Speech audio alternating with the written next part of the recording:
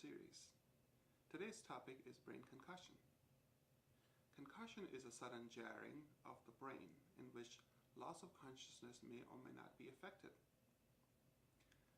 A concussion is not diagnosed by a CAT scan or an MRI scan. While these imaging studies may show other serious consequences of head injuries like bleeding within the brain that compresses the brain, but concussions, while no less real, are invisible to brain imaging. The following symptoms of head injury indicate a concussion.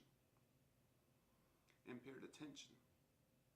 For example, a vacant stare, slowness to respond, easily distractible, slurred speech or speech that doesn't make sense, clumsiness or unsteadiness, and then disorientation, for example, walking in the wrong direction, forgetting the day of the week, excessive emotional reaction, for example, getting easily teary, overly upset, and memory impairment, for example, asking same question repeatedly and cannot memorize new facts.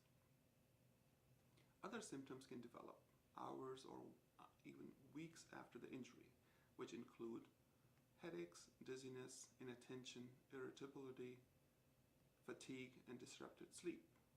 Anxiety and depression can set in, and there may be a lack of good judgment or insight. Individuals who have had one concussion are at greater risk for another. For example, in one study of high school and college football players, concussions occurred about 6 times more frequently in student athletes who had experienced prior concussions than in those who had not. Moreover, repeated concussions can have more severe outcomes than after the first concussion. Concussion from auto injuries may be confused with driving under the influence.